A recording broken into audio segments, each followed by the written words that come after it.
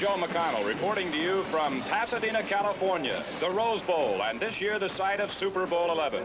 For the third time now in the last 4 years, the Minnesota Vikings have been to the Super Bowl. It's a ball. Super Sunday, a day for champions. Another year, another title for the Minnesota Vikings.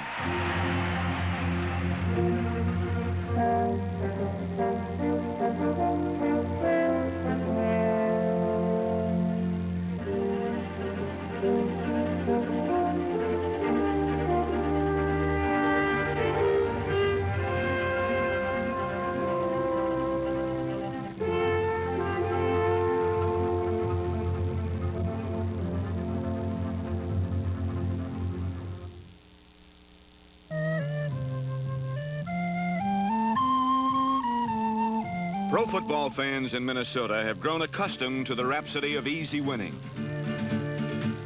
The Vikings have won the Central Division Championship 8 out of the last 9 years, and the race usually isn't close.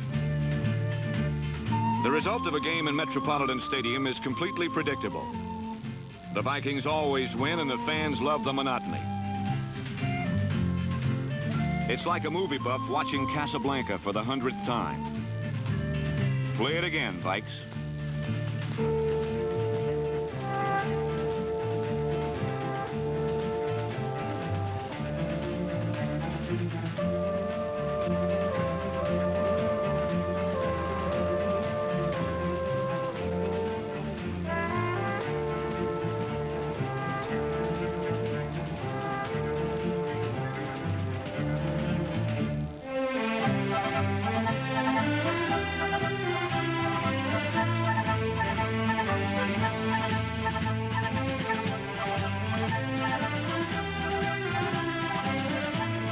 The Vikings are champions not because they tear their opponents apart or bulldoze them into submission, but because they're a team that year after year, Sunday after Sunday, does whatever is necessary to win.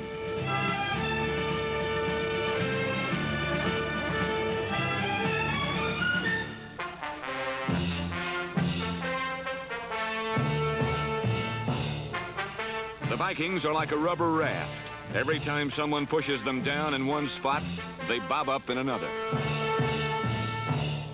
Stop the run, and they'll win with the pass.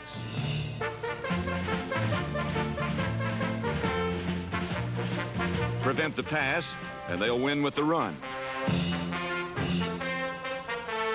If the offense can't score, the special teams will.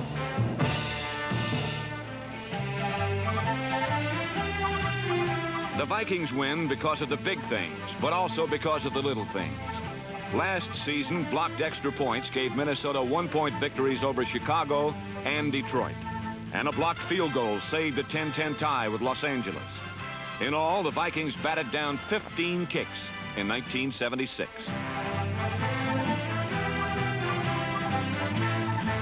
So the Viking mystique can only be explained in bits and pieces. There is no one thing. There never is. One large piece, however, is head coach Bud Grant, known to the sporting world as the Great Stone Face.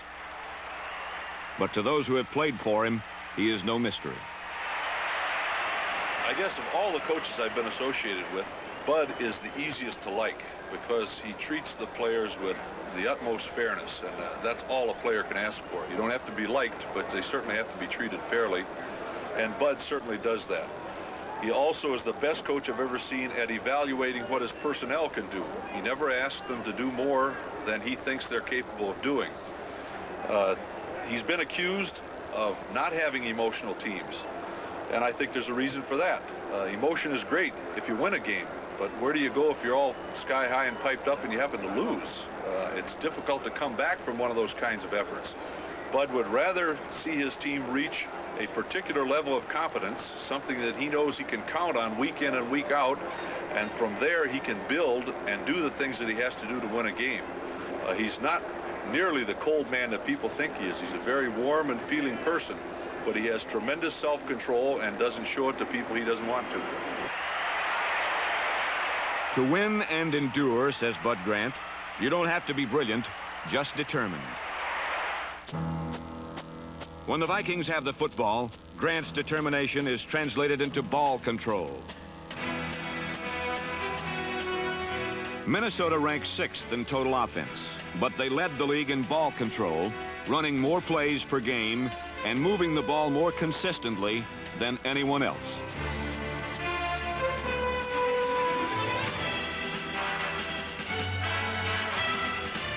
Most teams establish control of the ball by running, not the Vikings. Quarterback Fran Tarkenton moves the team with passes, mixing short flips to his running backs with bombs to his wide receivers, Sammy White and Ahmad Rashad, number 28.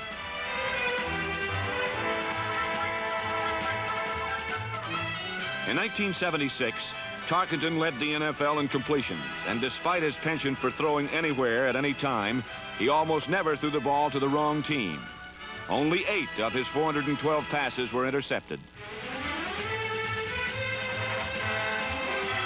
Tarkenton does not throw perfect spirals, but he never did. Spirals are knuckleballs, though. He has completed more passes for more yards and more touchdowns than any quarterback in history.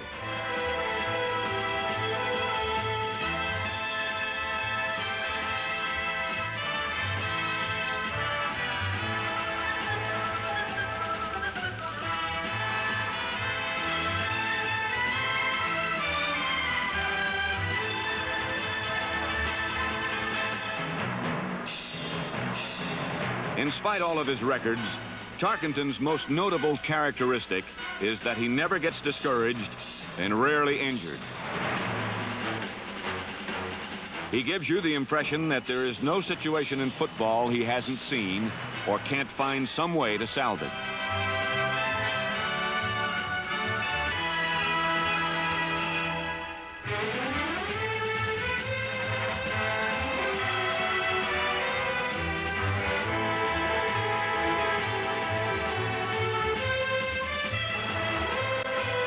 No quarterback is his equal when it comes to reading defenses. He can usually anticipate an oncoming blitz and send a receiver racing into the weakened secondary.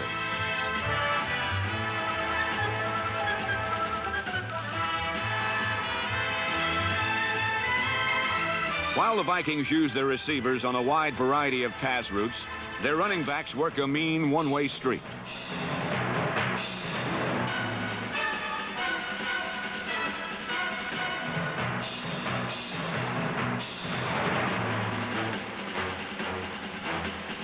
Chuck Foreman, number 44, again led the Vikings in rushing with another 1,000-yard season.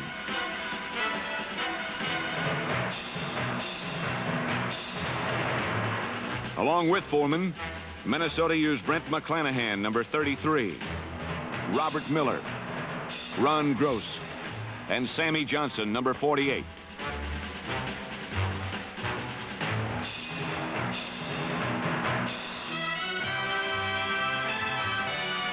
All of them head-down, inch-by-inch fighters, Bud Grant-type athletes. Men who beat you not with flash and finesse, but with guts and determination.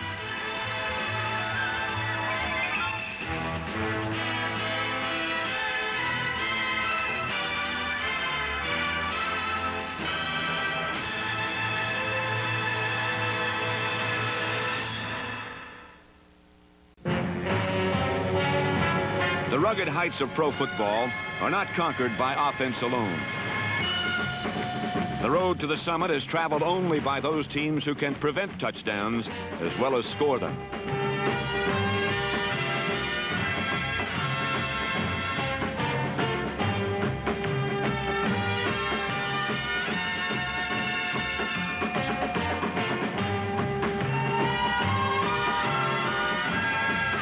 In 1976, the Vikings permitted the fewest points in the NFC. Their defense is never fooled and rarely gives up a long touchdown play. The secondary of Nate Wright, Bobby Bryant, Nate Allen, Paul Krause, and Jeff Wright allowed only 8 touchdown passes. It was the lowest total in the league, and only one of the touchdown passes was longer than 25 yards. In the defensive line, the old purple people eaters are not as quick as in years past, but they can still reach the quarterback. It just takes a little longer.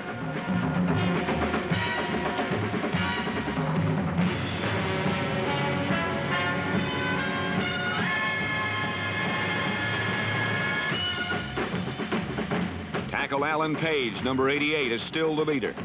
He led the team in quarterback sacks with 19 and remains one of the only tackles in football strong enough to single-handedly defeat a double-team block.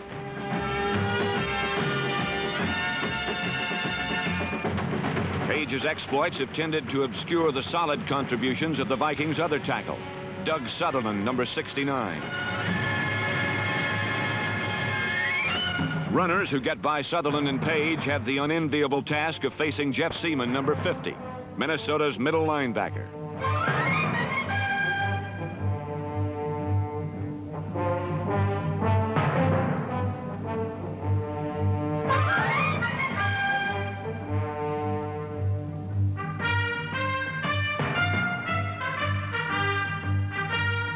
The Viking linebackers do not play an attacking type defense. They rarely blitz. Instead, corner linebackers Wally Hilgenberg and Matt Blair, number 59, lay back and concentrate on pass coverage.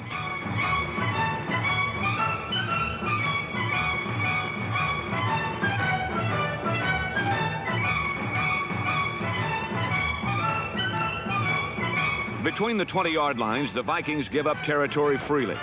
But when their goal line is threatened, they are almost impossible to move. During the course of the season, Minnesota had 11 successful goal line stands inside their 10-yard line.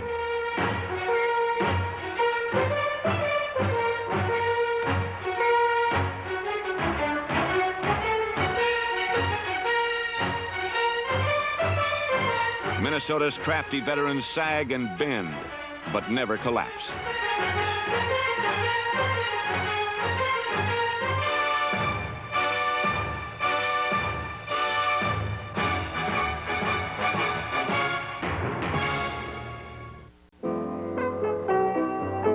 A football team is like a little boy. Every year it changes. During the last 2 seasons, Minnesota has added 25 new young players, and behind every Viking starter is a capable replacement. Against the Pittsburgh Steelers, Bob Lee replaced Fran Tarkenton and won the game with a touchdown pass to Ahmad Rashad.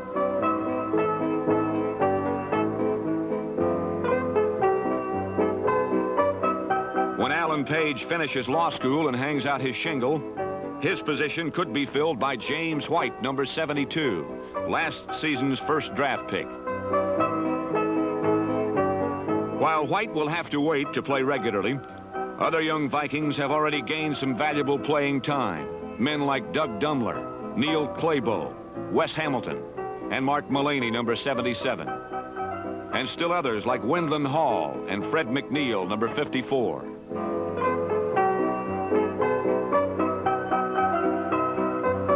But of all Minnesota's new players, none was more exciting than Rookie of the Year Sammy White, number 85.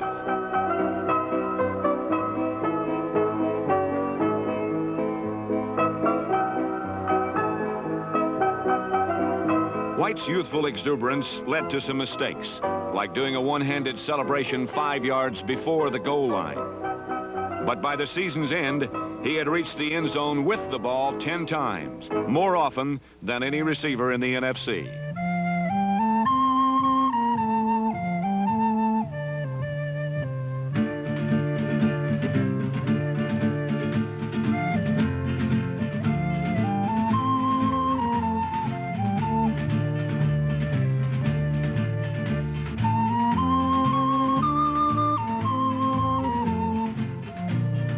Because of his ability to make the big play, White became the target of every hit man in the league.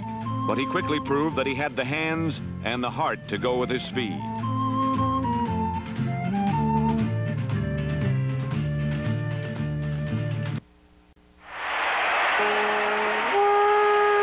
The late season drive that got the Redskins into the playoffs had some people calling Coach George Allen's squad a Cinderella team.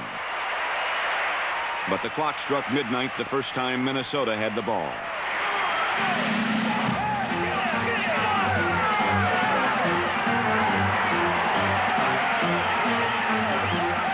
A 41-yard dash by Brent McClanahan set up the first of 5 Minnesota touchdowns. Stu Voigt scored it on a pass from Fran Tarkenton. 5 minutes later, the Vikings increased their lead when Sammy White grabbed a deflected pass for a touchdown. The Vikings' offense was quick striking and deceptive, but it was sustained by the strong, steady play of Ron Yerry, Steve Riley, Charles Goodrum, Ed White, Mick Tingelhoff, and Stu Voigt. Their efforts opened the pathway to victory.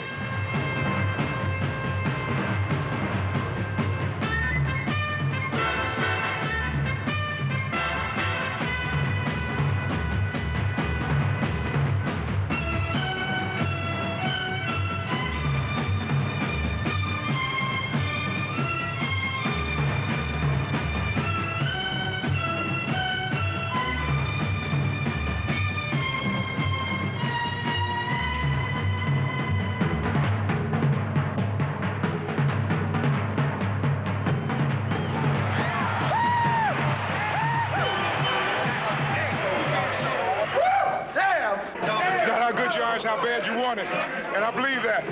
We wanted it bad. Greatest game we played. Everybody played great. We wanted it, and we got it. I think that this crowd has finally got it, in the sense, the feeling of emotion, the sense of victory. I said today that I even saw some history made. I saw Bud Grant smile real big, and I think that's a good sign.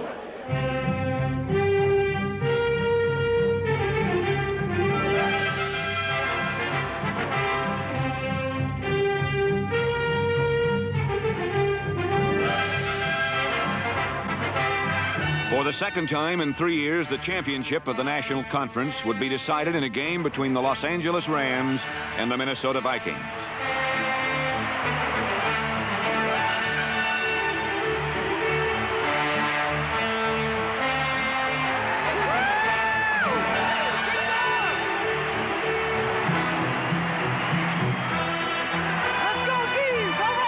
Early in the first quarter, the Rams battered the smaller Vikings with a drive that carried to the Minnesota 1-yard line.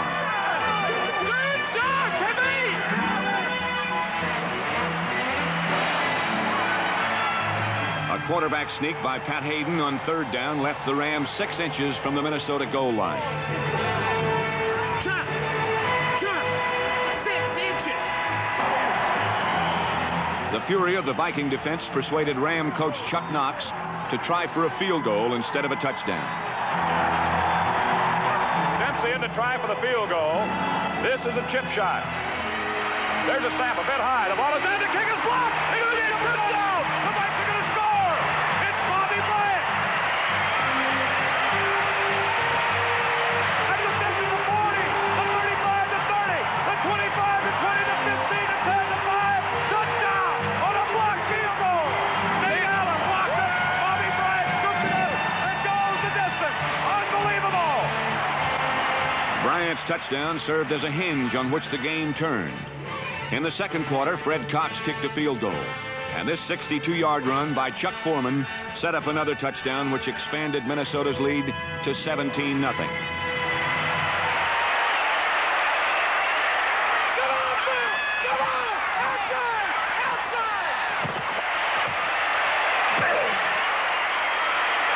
But the Rams are a veteran team. They have won 4 straight Western Division titles, and they do not give up easily. The Rams' defense forced 2 turnovers, and their offense converted both of them into touchdowns. The inspired Rams trailed by only 4 points, but their high hopes were dashed on the rocks of the Viking defense.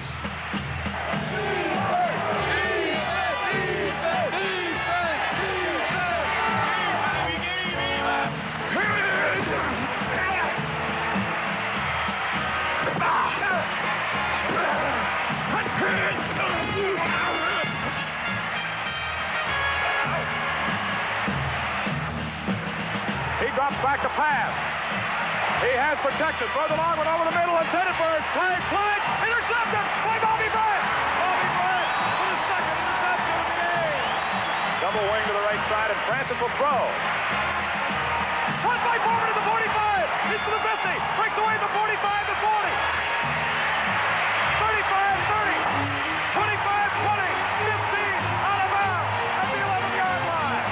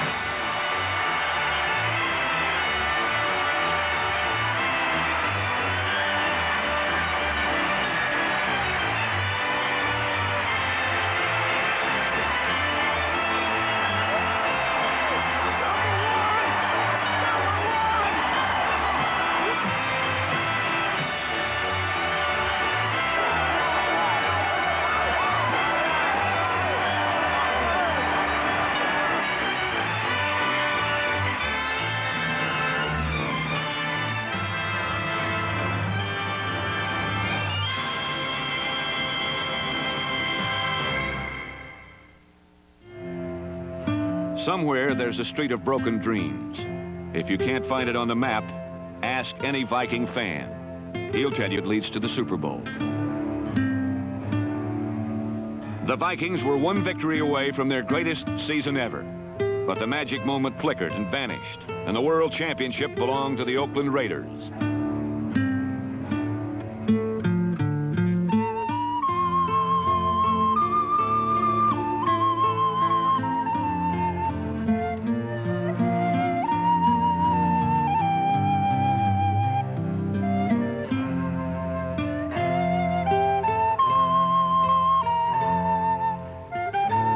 But as Captain Jim Marshall said, the Super Bowl is not the end of the world. If you lose, the sun will rise again.